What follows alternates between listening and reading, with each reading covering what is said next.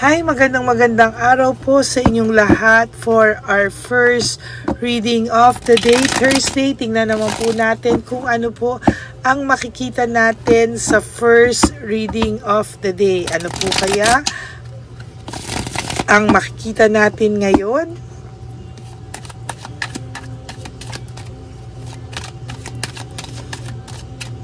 Yan.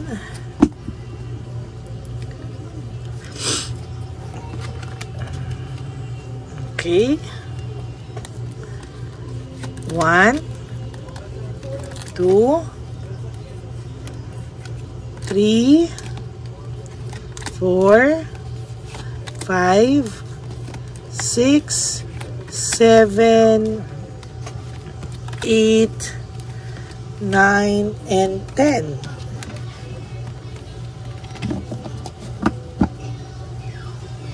Ano kaya gusto kong gamitin?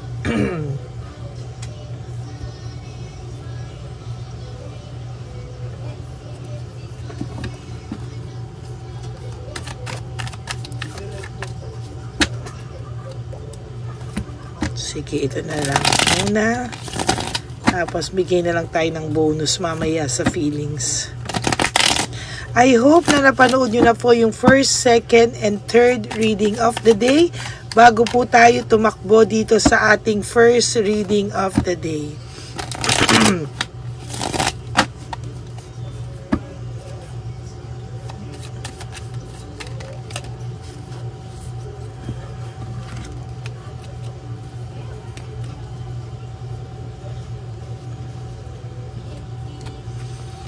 One, 2, 3, 4, 5, 6, 7, 8, 9, and 10.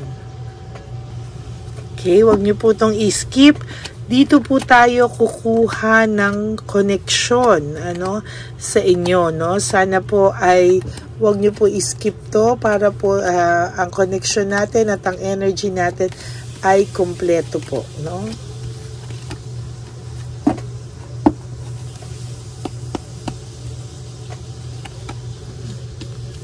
Ambition, desire, meron po siyang pinapangarap, May pinapangarap pa po siya, talaga sa totoo lang po, pinapangarap niya po na hindi niya pa po makuha-kuha, Meron po siya mga pinapangarap na sa buhay niya na mailap po sa kanya sa mga oras na to at talagang hindi niya po makuha, Kaya po siya ay down to self-pity, loss, grief, self-pity. Sa nakikita ko po talaga dito ay meron po akong nakikita dito na matinding pagdaramdam, dinadamdam niya po yung iyong self, nagdaramdam po siya, nakakaramdam po siya ng self-pity. Ayan, hindi niya po alam kung ano po ang kanyang gagawin sa mga oras na ito. Hindi niya rin po alam kung paano po ang kanyang hindi niya po alam kung ano po ang kanyang nararamdaman sa pagkawala mo. There's loss, there's grief, Talaga pong sa nakikita ko dito, siya po ay unti-unting nakakaramdam ng matinding pagkalong sa'yo or longingness sa'yo, sa totoo lang po. Parang meron po ako nakikita dito na meron po siyang gustong maklaro sa'yo, reaching out, gusto ka po sana niyang makausap, gusto ka po niya sanang makausap, pero hindi niya po magawa, hindi niya po magawa at hindi niya rin po ikaw makausap, para pong dinidibdib niya pa rin yung iyong pagkawala, loss, separation, para pong hindi niya po kasi mailabas yung lungkot niya, nung kayong dalawa, sa inyong dalawa, hindi niya po mailabas. Hindi niya po totally maiayos yung kanyang pakiramdam, Parang hindi niya po mailabas yung lungkot niya nung nawala ka na, hindi niya po mailabas ngayon, kasi siguro ayaw niya rin pong mahalata siya ng mga tao. Ayaw niya rin pong mahalata siya ng mga tao sa paligid niya, nung inyong third party, ayaw niya pong mahalata yon, no? Kaya somehow, itong taong ito ay talagang nagbibigay po ng matinding lungkot sa kanya sa mga oras na ito, no? Parang sa'yo po, unti-unti ko pong kumokonek sa'yo lahat ng bagay. Unti-unti mo pong naiintindihan ang lahat ng bagay at hindi mo po alam kung ano po ang mangyayari sa iyo sa mga susunod na panahon, pero you are trusting the universe and sinorender mo talaga totally kung ano man po ang nakikita ko dito, kung ano man daw po ang mangyayari sa iyo, parang you let go and you let God, no? Kung ano man po ang nakatadhana sa iyo, parang ipinagkatiwala mo na po, no, sa divine universe, which is a very, very good attitude, no? Good vibes po yan, ano? Yung parang tinanggal mo na sa'yo yung bigat ng pakiramdam mo, and so far talagang tiningnan mo kung ano po yung pwedeng mangyari dito. Talagang sa nakikita ko po, talagang inayos mo po yung sarili mo, or patuloy mo pong pinilalabanan, patuloy mo pong inaayos yung sarili mo, no? Yan, ano? There's weakness and manipulation. Sa nakikita ko po dito, meron po ako nakitang manipulation. Minamanipulate niya po yung sarili niya. Somehow, he or she is trying to convince, no, himself na wag ka na magsisi, nandyan na yan.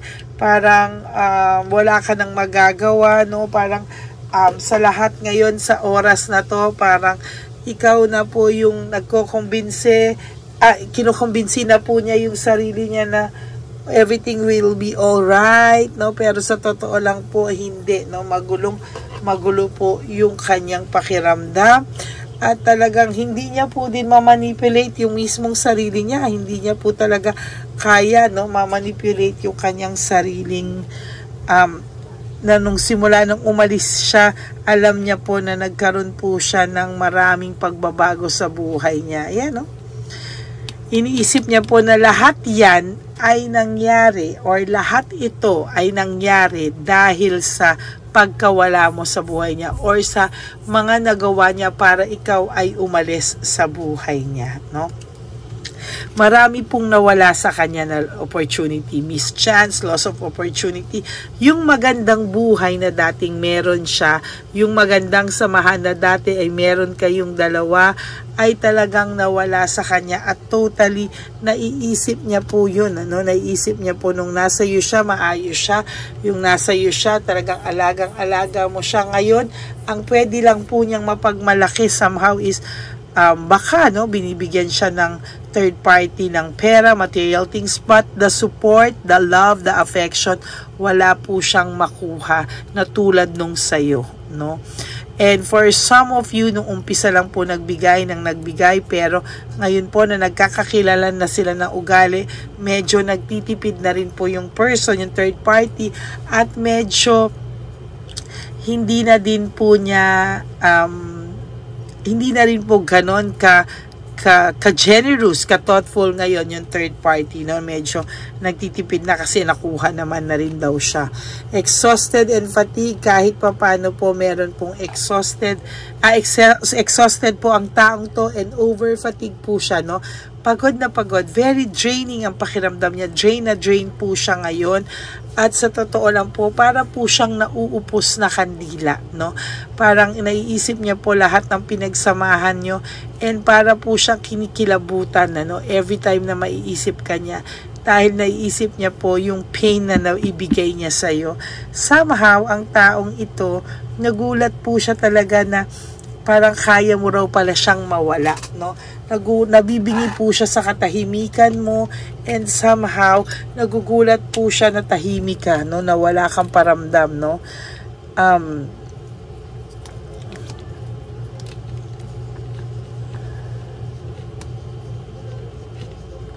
Nagugulat ang person mo na kinaya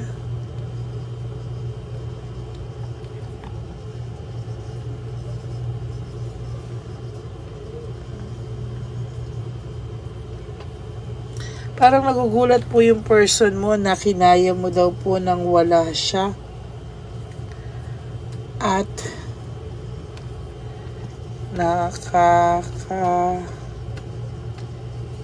survive ka na. Yan o, nagugulat po ang person mo na kinakaya mo nang wala siya at nakaka-survive ka na, no? Meaning, ang person na ito, yan, somehow ay nagugulat po siya, no? Nawala siya sa'yo, pero so far, okay ka pa din, no? Nagugulat po siya na kahit papano, hindi niya alam bakit nakakaya mo nang wala siya. There's power, no? Parang nag-power trip to dati na kahit anong mangyari, hihintayin ako nito. Kahit anong mangyari, hindi niya kaya nang wala ako. Pero ngayon, nagugulat ang person mo na, wow, wala siyang paramdam. Actually, nabibingi po siya sa katahimikan mo na bakit parang wala ka na pong paramdam at all, no? There's heartbreak, suffering, and grief. Sa nakikita ko po dito, talagang malungkot po ang taong ito, no? Dahil alam niya po na nasaktan ka niya at ngayon po, siya naman po ang nakakaramdam ng too much pain dahil po sa naging selfish siya. There's selfishness, jealousy, and insecurity, no? Sa nakikita ko po ngayon ay meron po siyang nare-realize niya po yung kanyang pagiging selfish, nare-realize niya po yung kanyang pagiging makasarili na ngayon po ay pag nakakaramdam po ito o nakakabalita po ito ng good news sa buhay mo, nagsiselos po ito and somehow nakakaramdam po siya ng insecurity dahil po sa totoo lang ay hindi niya po inakala na makakasurvive ka without this person, no? Hindi niya po akalain talaga na hindi niya po akalain na ganyan, ano? Greed. Okay. Sa nakikita ko po ay meron akong nakikita dito na sobra kasi siyang naging greedy, no? Parang hindi niya po inasahan yung mga bagay na to sa buhay niya, no? Na parang akala niya everything will turn out to be okay, na parang fairy tale ulit, na parang ang sarap ng bagong pakiramdam, may bagong tao, may bagong pakiramdam, pero hindi po, nagkamali po siya. And sa nakikita ko po talaga malaki pong pagkakamali yan sa kanya. Lagi po silang may conflict ngayon ng karibal mo, competition, rivalry, lagi po silang may conflict, lagi po silang nagbabangayan, lagi po silang nag-aaway, lagi po silang nakakaramdam ng gulo, tension, and hindi po sila maayos, no? And sabi ko nga po sa'yo, kasali ka po dyan, no? Everyday, hindi ka po nawawala sa kanila. Lagi ka po nilang napapag-usapan. So, kung may times na bigla ka na lang malulungkot, bigla ka na lang maiiyak, bigla ka na lang mawawala sa mood, that is because baka pinag-aawayan ka nila right at that very moment na nakaramdam ka ng ganon. One more thing, dissatisfaction and lack of inner joy. Wala po silang nararamdaman na satisfaction sa pagsasama nila. Lack of inner joy, hindi po sila nakakaramdam ng totoong saya, na masayang malalim, no? Actually, ang nangyari sa kanila was just infatuation ng una at pinaninindigan na lang po nila ito, no? Sa totoo lang. Greediness and possessiveness, pang ilan na to sa greediness, no? Na nabunot natin ngayon, talagang naging greedy po siya. Naging possessive siya, naging greedy siya sa mga bagay-bagay. Akala niya po hindi ka makaka-move on sa kanya. Akala niya po palagi kang mag-iisip na nandyan, maghintay. Pero yun nga po yung sinabi ko, nagugulat ang person mo na kinaya mo nang wala siya at nakasurvive ka na. No? Yan po yung talagang hindi niya po matanggap sa ngayon na nagugulat siya, kinakagulat niya po, hayaan mo lang po siya, pag-isipin mo lang po siya ng pag-isipin na yung pag-alis niya po sa buhay mo ay siya po ang makakaramdam ng consequences. No, lagi po niyang naiisip yung masaya niyong pinagsamahan, pero wala po, no, kailangan niya pong panindigan kung ano po itong ginawa niya. Talagang sabi ko po sa iyo, hindi po makapaniwala yung person mo na yung pag-alis niya makakaya mo eventually, no? Ang yabang pa po nito dati, sabihin na kaya mo yan, ganyan, mag-move on ka na, makapag-date ka na, makapag-ganyan ka na, pero sa totoo lang, hindi niya po kakayanin, ano? And for your last card, there is this cold heart and bitterness. Sa nakikita ko po, talagang may pagka-bitter na po itong taong to, na talagang minsan, talagang kung ikaw po ay sinaraan pa po nitong taong nito nung una, at sinabihan ka po ng masasakit na salita, that is because ang liit po ng naging tingin niya sa'yo, na anytime na bumalik siya sa'yo ay tatanggapin mo lang siya. Kaya sinasabi ko po sa'yo, huwag ka pong mag-alala, no? There will come a time na pagsisisihan niya lahat ng mga masasakit na salitang pinataw niya sa'yo. Pagsisisihan niya yung lahat ng masakit na salitang talagang pinamukha niya sa'yo, no? At yung mga salitang hindi mo malunok, no? Siya po ang lulunok niyan balang araw. Yan, tandaan niyo po yan, no? So that's it for your first reading of the day. I hope na naka-resonate po kayo. And if you do, can you please give me a like and comment down below? At comment down below. And sana po ay naka-resonate po kayo talaga, no? At may nakuha po kayong mensahe out of this situation, okay? Maraming salamat po sa inyong lahat. And for those of you who would like to have a private reading with me, you can message me po at Ladyly Elena. That's Ladyly Elena. Nasa dulo po yan ng ating video. Diyan nyo lang po ako makakontak. That's my only official and legit FB account. And for those of you na magbibigay po at gustong magbigay ng super thanks for this video, I would really love and enjoy that, dahil ibibigay po natin yan sa mga matatanda na pwede talagang mag-enjoy for our Christmas edition, Lolos and Lolas, no? Talaga pong i-enjoy natin ang pamimili para sa kanila, at talagang mag-iipon tayo para masaya po ang Pasko nila. Maraming salamat po sa inyong lahat. And for those of you po na nanonood, can you please give me a like? Sana po lahat po ng nanonood ay bigyan nyo naman po ng like ang ating video, and comment down below po. And please, no skipping of ads. Tulong nyo na po yan sa ating channel. Lalo na po ngayon, nagsisimula na naman po akong mag-ipon para po sa ating One Love a Day Christmas edition for the Street Lolos and Lolas. Okay, maraming salamat po sa inyong lahat. And I do hope na makapagbigay po tayo ng saya sa kanila, no, sa darating na Pasko. And ang lagi ko pong sinasabi sa aking mga Lady Elena, ever solid and loyal Lady Elena friends, family, and subscribers, I love you all from the bottom of my heart.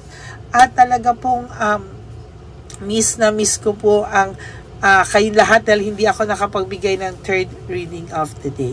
Maraming salamat po sa inyong lahat. God bless you all. And I hope na maging maayos po ang araw nyo. At lagi ko pong sinasabi sa inyo, at ang lagi ko pong payo sa inyo is just to live one day at a time.